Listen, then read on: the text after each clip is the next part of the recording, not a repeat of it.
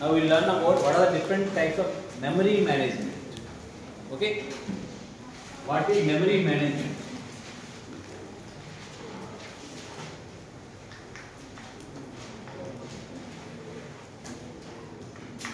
First tell me why do we need memory management? Memory ni endu manage cheyali? Because we have limited memory. Memory takku unnappude memory manage cheyali. Okay na? And especially in embedded system we have very limited memory because of its size. Size is very less of embedded system. We have limited memory. We have to manage it. So a management అనేది ఎలా చేస్తాం అనేది different types. The first method is called static memory allocation. Static memory allocation. And second one is called dynamic memory allocation.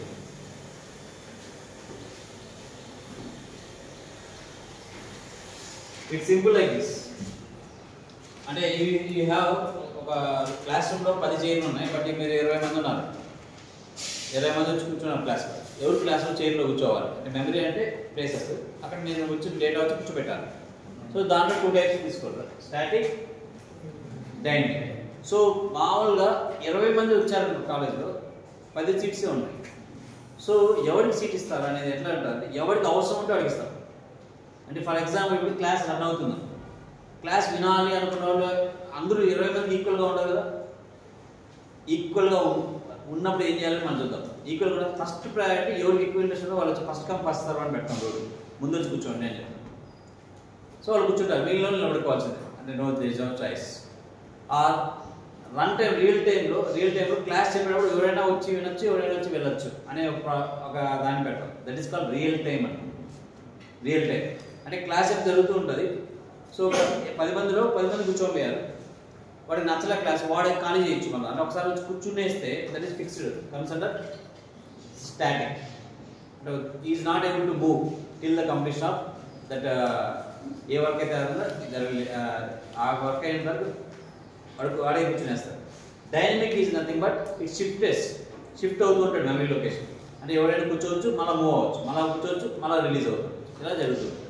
It's 2 different technique. యూజువల్గా static memory allocation వచ్చి మీకు so compile టైంలో run అవుతుంది. What is compile time అంటే యూజువల్గా మీరు C program రాసాగా, first C program రాస్తారు, దాన్ని కంపైల్ చేస్తారు. ఫస్ట్ కంపైల్ చేస్తారు, రన్ చేస్తారు, 2 ఉంటాయి. మీకు గుర్తుందో లేదు, సి ప్రోగ్రామ్ రాసి కంపైల్ మీరు ఆల్ F9 కొడతారు, అంటే అప్పుడు ఎర్రర్లు ఏమున్నాయో తెలుస్తాయి. అన్ని కరెక్షన్ చేసుకున్నాక మళ్ళీ డైరెక్ట్ రన్ చేస్తే అప్పుడు స్క్రీన్ మీకు అవుట్పుట్ అంటే వస్తుంది. So they are 2 things in C program. అట్లనే ఇక్కడ కూడా కంపైల్ టైం అంటే ఏంటంటే ఫస్ట్ ఎన్ని వేరియబుల్స్ ఉన్నాయి, ఎంత డేటా కావాలి అని కంపైల్ అంటే ముందే రన్ అవ్వకముందే చూసుకుంటే that comes under static memory allocation. Run అవ్వకముందే చూసుకోవాలి. రన్ టైంలో కానీ మెమరీ అలొకేట్ అయితే that is called as dynamic memory allocation. అలా సో మళ్ళీ ఒకసారి సింపుల్ చెప్తారు. సో మనకు లిమిటెడ్ మెమరీ ఉంది, దాన్ని ఎలా అలొకేట్ చేయాలనేది 2 మెథడ్స్. Limited memory. సో ఒకటి ప్రోగ్రామ్ రన్ అవ్వకముందే మెమరీ అలొకేట్ చేయడానికి స్టాటిక్ మెమరీ అలొకేషన్ అంటారు. అలా కొంచెం అందరికి ఇవ్వాల్సిన అవసరం లేకుండా ఎవరికి అవసరమో వాడికి ఇస్తుంటే this called static memory allocation. Dynamic memory allocation అంటే రన్ టైంలో, అంటే కంపైల్ అయిపోయి ఎర్రర్లైనా అయిపోయి రన్ టైంలో కానీ మెమరీని అలొకేట్ చేస్తే this comes under dynamic memory allocation. అంటే అక్కడ నువ్వు ప్రోగ్రామ్లో 4-5 డిక్లేర్ చేశారు, బట్ ఏ ప్రోగ్రామ్స్ రన్ అవుతుందో వాటికే మెమరీ అలొకేట్ చేసి మిగతా వాటి అలొకేట్ చేయకపోతే that comes under dynamic memory allocation. Simple example చెప్తాను. ఇప్పుడు ఇక్కడ వాయిడ్ మెయిన్ ప్రోగ్రామ్ రాశాను, ఇక్కడ ABCD అని రాశాను. ఇక్కడ C is equal to A plus B అని ప్రోగ్రామ్ రాశాను. ఓకేనా? సో ఇక్కడ A is equal to 2, B is equal to 3 అని పెట్టాను. సో లాస్ట్ మీకు ప్రోగ్రామ్లో ప్రింట్ఎఫ్లో ఫస్ట్ చేసి C ప్రింట్ చేయమని పెట్టాను, క్లోజ్ చేసి. ఓకేనా? So during static memory allocation అంటే కంపైల్ చేయాలంటే ఫస్ట్ రన్ చేస్తారు, ఎర్రర్స్ ఏమైనా ఉన్నాయని చెక్ చేస్తారు. అప్పుడు ఎన్ని వేరియబుల్స్ ఉన్నాయి యూజువల్లీ ఇక్కడ A B C D. So ఒక్కొక్క దానికి ఎంత యూజ్ చేస్తారు, 2 బైట్స్ అనుకోండి, ఇంటీజర్ 2 సైజ్. సో ఎంత మెమరీ అలొకేషన్ మొత్తం ఇక్కడ 8 bytes are taken. This is during compile time. This is static memory allocation. ఒకసారి 8 బైట్ అలొకేట్ అయిపోయింది, ఇంకా నువ్వు వాడుకోబో ఏబిసిడి వాడకపో. సో ఆ సైజ్ ఫిక్స్ అయిపోయింది, 8 బిట్స్ మీకు కావాల్సిన స్టోరేజ్ ఆఫ్ మెమరీ. వేరే ఇక్కడ అనుకోండి, ఇప్పుడు this is called dynamic memory allocation. So ABCD అని ఇక్కడ డిక్లేర్ చేసా కూడా మీరు ఏ వేరియబుల్స్ వాడారు, యూజువల్గా ఏ బి సి వాడారు, అంటే డి వాడలేదు. సో అప్పుడు ఎంత సైజ్ ఆఫ్ మెమరీ కావాలి మీకు, 3 వేరియబుల్స్ చాలు. సో దట్ కమ్స్ అంటే అప్పుడు సైజ్ ఎంత మీకు 6 బైట్స్. సో 2 బైట్స్ సేవ్ చేయగలిగారా లేదా? సో ఇలా 2 డిఫరెంట్ ఫార్మాట్స్. అంటే మీకు ఎలా కావాలి అంటే రన్ టైంలో అన్ని వాడుకోవచ్చు, మనం రన్ టైంలో అన్ని వాడుకోవచ్చు అనే సిచ్యువేషన్లో మనం డైనమిక్ వెళ్ళిపోతాం. లేదు నేను ఏ వేరియబుల్స్ అందరినీ వాడుకుంటాను అనే టైంలో మనం స్టాటిక్ వెళ్తాం. Depends upon your programming skills, మీరు ఎలా వాడుకోవాలని. బట్ ఏ మెథడ్ డైనమిక్ అంటే ఎలా మెమరీ అలొకేట్ అవుతుంది, స్టాటిక్ అంటే డైనమిక్ అంటే రన్ టైంలో store. Is it clear?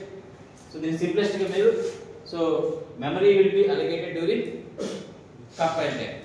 Dynamic లో ఎప్పుడు రన్ అవుతుంది, డ్యూరింగ్ రన్ టైం. ఈ ఎగ్జాంపుల్ మీరు అప్లై చేసుకోండి. ఇది డ్రాబ్యాక్స్ ఏంటి, డైనమిక్ మెమరీ అలొకేషన్ డ్రాబ్యాక్ ఏంటి? దేంట్లో స్టాటిక్ మెమరీ అలొకేషన్ లో డ్రాబ్యాక్ ఏంటి? Memory wastage. ఎందుకంటే వాడికి అలొకేట్ చేసి పెట్టావు, సో వాడు యూటిలైజ్ అవ్వకపోయినా కూడా వాడికి ఇవ్వాలి. డైనమిక్ అయితే డిసడ్వాంటేజ్ ఏంటి అంటే ముందు వచ్చి పెట్టేశారు. ఇప్పుడు విఐపి నిజంగా వచ్చాడు, ఇంపార్టెంట్ డేటా వచ్చాడు, అప్పుడు సీట్ అంటారు. అలా మీకు స్టూడెంట్స్కి అన్ని ఒక సీట్ పెట్టి ముందు ఒక ప్రిన్సిపాల్స్కి వీళ్ళందరూ పెట్టారు ఒక ఫంక్షన్లో. మీ స్టాటిక్ ఏంటి, ప్రిన్సిపాల్ ఎప్పుడు వచ్చినా ఆడే కూర్చుంటాడు, ఆయన సీట్ ఆయనకే ఉంటుంది. సో మీరు ఎక్కడ ఆడుకొని ఏం చేసుకుని నష్టమేం లేదు, ఓకేనా? సో ఆయన వచ్చిన రాకుండా ఆ సీట్ అనేది మీకు వేస్ట్ అయిపోతుంది. ఇప్పుడు ఫర్ ఎగ్జాంపుల్ డైనమిక్ ఏంటి, ముందు వచ్చినట్టు ముందు కూర్చోవచ్చు. సో మీ స్టూడెంట్స్ అంతా ముందు కూర్చోడు. ఫర్ ఎగ్జాంపుల్ విఐపి ఆల్వేస్ ఎప్పుడు ఫంక్షన్కి ఎప్పుడు వస్తాడు, లాస్ట్లో వస్తాడు. వాడు ఎక్కడ కూర్చోవాలి, లాస్ట్లో కూర్చోవాలి. ఉంటే కూర్చుంటే లేకపోతే వాడు వెళ్ళిపోతాడు. సో మనకు విఐపి అవసరం లేదు. It depends upon situation. ఇప్పుడు మీ ఇంట్లో ఫంక్షన్ అనుకోండి, దట్ డిపెండ్స్. ఎవరైనా అందరూ ఒకటే నాకు విఐపి వాడలేదు అనుకోవచ్చు. ఒక కాలేజ్ ఎన్విరాన్మెంట్ అనుకోండి, నాకు VIP important. So depends upon situation. అంటే ఇది కరెక్ట్ ఇది రాంగ్ అని చెప్పట్లేదు, ఏ ఫంక్షన్ చేస్తా అనేది important, okay? Used in memory is memory mapping. Memory mapping. This is the third technique. So in the memory mapping, ఏం చేస్తారంటే యూజువల్గా సపరేట్ స్పేసెస్ అలొకేట్ చేస్తారు. లైక్ ఒక ఫంక్షన్ మీకు ఏం చెప్పినట్టుగా ఒక ఫంక్షన్ క్లాస్ ఆడిటోరియం ఉంటుంది, ఇక్కడ థియేటర్ ఉంటుంది. ఈ రోలో టీచర్స్కి, ఈ రోలో స్టూడెంట్స్కి, ఈ రోలో పేరెంట్స్కి అని అలొకేట్ చేస్తారు. అలొకేట్ చేసి సో ఇప్పుడు ఇర్రెస్పెక్ట్ ఆఫ్ ఎవరు వచ్చిన టీచర్ ఫస్ట్ ఇక్కడ ఫిల్ అవ్వచ్చు. అక్కడ మన రిజర్వేషన్ లేదు, అంటే ఏరియాని అలొకేట్ చేస్తారు, not about places. Area it self is allocated. So దీన్ని మెమరీ మ్యాపింగ్ అంటారు అనమాట. ఒక టేబుల్ ఇక్కడ వేస్తాం, ఒక టేబుల్ అని చాలా రాసి, సో 1 to 10 టీచర్స్కి, 11 to 20 స్టూడెంట్స్కి, 21 to 30 పేరెంట్స్ కానీ ఒక టేబుల్ కాలం ముందు నోటీస్ బోర్డు అతికించేస్తాం. సో నువ్వు ఇప్పుడు ఎగ్జామ్ హాల్ మనం చూసుకుంటాం కదా, డైరెక్ట్గా వెళ్ళి అక్కడికి వెళ్ళి చూసుకొని ఓకే ఇక్కడికి వెళ్ళి ఇక్కడ మెమరీ అలొకేట్ చేయాలి. So this is called memory mapping. అంటే ఎవరెవరు ఎక్కడెక్కడ ఉంటారని ముందే అడ్రస్లో ఒక టేబుల్ కాలం వేసుకొని ఒక సపరేట్ టేబుల్ కాలం మెయింటైన్ చేసి, సో ఇక్కడి నుంచి ఇక్కడ ఇట్లా అలొకేట్ అవుతాయి ఇలా.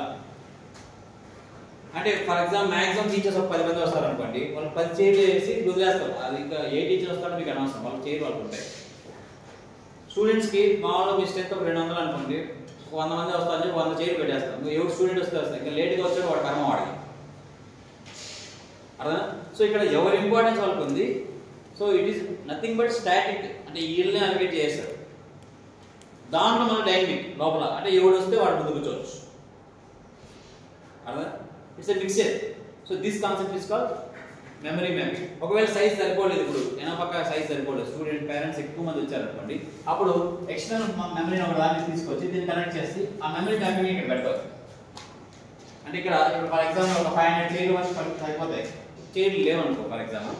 ఇప్పుడు ఎక్కువ మంది పేరెంట్స్ వచ్చేసారు, కొత్తగా చైర్లు మెమరీని బయట నుంచి కొనుక్కోవచ్చి 500 to 1000 ఎక్స్ట్రాగా వచ్చాయి, ఆడ కూడా పేరెంట్స్ కూర్చోవచ్చు. ఈ టేబుల్ మనం అప్డేట్ చేస్తాం, 500 to 1000 పేరెంట్స్ ఇక్కడ కూర్చోండి ఎక్స్ట్రాగా యాడ్ చేస్తాం, అర్థమవుతుందా? సో ఇక్కడ ఉన్న నీకు వచ్చే ఒక ఎక్స్ట్రా అడ్వాంటేజ్ ఏంటి, యూ కెన్ ఎక్స్టెండ్ ఇట్, ఇప్పుడు కావాలన్నప్పుడు ఎక్స్టెండ్ చేసుకోవచ్చు. ఓన్లీ ఎక్స్టెన్షన్ ఇక్కడే పాసిబుల్ ఉంటుంది, మధ్యలో డిస్ట్రిబ్యూట్ చేయకూడదు. అది దిస్ ద ప్రాబ్లమ్. టీచర్స్కి 10 మంది అన్నారు, 10 మంది అలకేట్ చేస్తారు. ఇప్పుడు సడన్గా 30 మంది వచ్చారనుకోండి, ఈ స్టూడెంట్స్ షిఫ్ట్ చేసుకోవడం అనేది కుదరదు. Only extension is possible. This is one way of doing memory management. Again memory management like ఒక ఫంక్షన్ ఎలా ఆర్గనైజ్ చేస్తారు, ఎన్ని టెక్నిక్స్ ఉంటాయి, అన్ని టెక్నిక్స్ ఇక్కడ కూడా ఉంటాయి. Static allocation, dynamic allocation, memory mapping allocation. Next fourth one garbage collection. Garbage, so unnecessary ఎవరైతే ఉన్నారో వాళ్ళందరినీ ఎప్పటికప్పుడు రిమూవ్ చేస్తూ ఉండాలి. అన్నెసరీగా ఎవరైనా అన్నెసరీగా వాడు వచ్చి దూరానికి వాడు ఖాళీ చేస్తూ మెమరీని ఎప్పుడు వేకెంట్గా క్రియేట్ చేసుకుంటూ ఉండాలి. So this is another method of garbage collection. చెప్పాల్సిన అవసరం లేదు. ఇప్పుడు ఈ చైర్ ఖాళీగా ఉంది, ముందు తీసుకొచ్చి కూర్చోబెట్టేశాడు, లేదు ఒకడు ఫస్ట్లో కూర్చునేసాడు కానీ వాడు క్లాస్ అయినట్లేదు, వాడు నాకు అనవసరం, సో గార్బేజ్ వాడు అంటే అన్నెసరీ, వాడు రిమూవ్ చేసి వినాలనుకున్నాడు ముందు కూర్చోబెట్టాడు. సో ఇలా నేను మెమరీ మేనేజ్ చేసుకుంటాను నాకు కావాల్సిన ఎఫెక్టివ్గా. So this comes under memory collection, garbage collection. And last one is nothing but memory protection. ఇది సో ఎవడున్నాడో డేటా ఏముందో ఎవరికి కనబడకుండా ప్రొటెక్ట్ చేయడానికి మెమరీ ప్రొటెక్షన్ అంటారు. సో ఇది మామూలుగా వాడమే. Memory protection is not comes under memory management. Protection అంటే వాడిని సేఫ్ గార్డ్ చేస్తాం, అంటే డేటాని ఎవరు టెఫ్ట్ చేయగలరు. మీరు పాస్వర్డ్ని ఎక్కడో మెమరీలో ఇక్కడ రాసి పెట్టుకున్నారనుకో, పాస్వర్డ్ని ఇక్కడ రాసి పెట్టారు మెమరీలో. పాస్వర్డ్ అంటే ఉద్దేశం ఎవరు చూడకూడదు, అది అందరూ చూసిందే దాన్ని పాస్వర్డ్ అంటారు కదా. సో ఆ అట్లా ప్రొటెక్ట్ చేయడాన్ని దిస్ కమ్స్ అంటే మెమరీ ప్రొటెక్షన్ కాన్సెప్ట్ వస్తే అది దీని కిందకి రాదు. ఓకే, మీకు ఇస్తే యాడ్ చేయాలి. సో బేసిక్గా ఈ 4 మెథడ్స్ ఉంటాయి. ఇది కూడా హైలీ కాస్ట్లీ, ఇది కూడా వాడతారు. మోస్ట్లీ మీకు ఎక్కువ వాడేది ఎంబెడెడ్ సిస్టమ్స్ ఏంటంటే అంటే మెమరీ మ్యాపింగ్ టెక్నిక్స్ వాడతారు. Is it clear and doubt about all these techniques? So the last topic of first unit is embedded firmware. What is embedded firmware?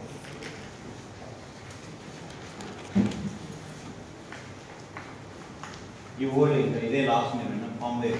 What is firmware? It is a software that is written over hardware to be in to be in sandwich between hardware to software. ఈ రెండింటి మధ్యలో ఉండి మీకు అన్ని కావాల్సిన functionality చేసి పెట్టేదాన్ని firmware అంటారు. సో ఇక్కడ ఎంబెడెడ్ లో what is the main use of this embedded firmware అంటే, సో ఏదైనా ఇప్పుడు ఒక కెమెరా కొనుక్కున్నారు, ఆ హార్డ్వేర్ కొనుక్కున్నారు, ఆ హార్డ్వేర్ని మీరు ప్రాపర్గా యూటిలైజ్ చేయాలి అంటే, ప్రోగ్రామింగ్ చేసి ఏదైనా ఇవి వాడాలంటే the minimum software that required is called as firmware. Minimum software that is programmed in a hardware to use it effectively is called as embedded firmware. చూడండి మళ్ళీ, మినిమం సాఫ్ట్వేర్ అంటే ఏం సాఫ్ట్వేర్ మినిమం రాసి hardware మీద రాసి దాన్ని వాడుకునేటట్టు చేస్తే that is called as embedded firmware. Is it clear? ఎందుకు అలా కావాలి? Why do we require that embedded firmware? చెప్పండి. హార్డ్వేర్ మీద కొంచెం సాఫ్ట్వేర్ రాసి హార్డ్వేర్ని వాడుకోవడానికి వాడేదాన్ని మనం ఫర్మ్వేర్ అంటాం. Why do we require a firmware?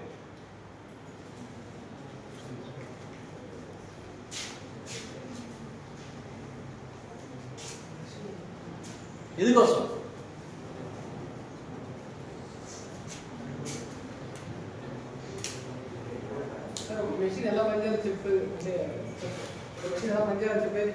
Hardware ని ఎలా యూటిలైజ్ చేయాలో, హార్డ్వేర్ యూటిలైజేషన్ అనేది మనకు ఫస్ట్ ప్రోగ్రామ్ నుంచి ఫర్మ్వేర్ ద్వారా తెలుస్తుంది. హార్డ్వేర్ ని ఎలా యూటిలైజ్ చేయాలి అనేది. నెక్స్ట్ డెడికేటెడ్ టాస్క్ అంటే ఈ టాస్కే నువ్వు చేయాలని దాన్ని కన్ఫామ్గా చెప్పడానికి కూడా మనకి ఏం కావాలి? ఫర్మ్వేర్ కావాలి. సో ఒకటి first one is dedicated task. Dedicated task అంటే అదే చేయాలి. కెమెరా వచ్చి మీరందరూ వస్తుంటే రికార్డ్ చేస్తూనే ఉండాలి, అంతే, దట్స్ ఇట్. ఇంకే అదర్ పని చేయకూడదు.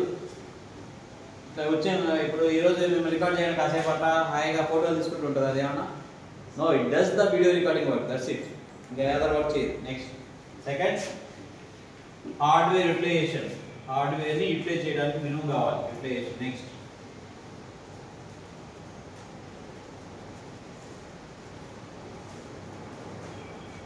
Next programming access. దీని ద్వారానే వస్తుంది మీకు ప్రోగ్రామింగ్ యాక్సెస్ అంతే కదా. లైన్ ప్రోగ్రామింగ్ యాక్సెస్ అనేది వస్తుంది మీకు. దాంట్లో ఫస్ట్ ఒక హార్డ్వేర్ తో ప్రోగ్రామింగ్ చేయాలి మినిమం ఏదో ఉండాలి కదా నీకు.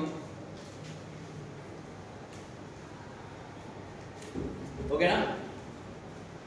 నెక్స్ట్ రియల్ టైమ్ ఆపరేషన్ వాడుకోవాలండి. ఫర్ ఎగ్జాంపుల్ హార్డ్వేర్ ఇప్పుడు చూడండి ఓవర్ స్పీడ్ మిషన్ ఒకటి ఉంటుంది. అంటే కెమెరాలు పెట్టుకుంటారు మీకు దారిలో ఎక్కడ పోతున్నప్పుడు ఈ ఆర్టీఓ ఆఫీసర్లు ఉంటారు. మీరు ఎక్కువ ఓవర్ స్పీడ్ పోతే అది క్యాలిక్యులేట్ చేసి నీకు పైన వేస్తారు. మిషన్ గన్స్ అని ఉంటాయి sir, driving guns, speed guns అని ఉంటాయి. అంటే ఏ స్పీడ్ అంటే ఆ స్పీడ్ పోతే కెమెరా ఇట్లా ఆన్ ఉంటుంది. సో నువ్వు సడన్గా బైక్ వెళ్ళిపోయావు, అది క్యాప్చర్ చేసిన దాకా నీ స్పీడ్ని క్యాలిక్యులేట్ చేసి ఆటోమేటిక్గా నీకు దాని మీద చలానా కూడా జనరేట్ చేసి నీ సెల్ఫ్ మొబైల్ మెసేజ్ రావాలి, నువ్వు ఇంత స్పీడ్ దాటిపోయావు ఈ ఊళ్ళో, సో ఇట్లా నీకు ఫైన్ పడిందని రావాలి. సో ఇది రియల్ టైం చేయాలి లేదా ఇది. సో అలా ఆ గన్ను ఆ స్పీడ్ గన్ అలా చేయాలి అంటే దాంట్లో ఏముండాలి, ఆల్రెడీ సాఫ్ట్వేర్ ఉండాలి కదా. So to do the dedicated function on task, dedicated పని హార్డ్వేర్ని బాగా యూటిలైజ్ చేసుకోవడం, ప్రోగ్రామింగ్ చేయడం, and last one is real time operation. Real time operation కూడా మనకు real time operation. Last low level coding.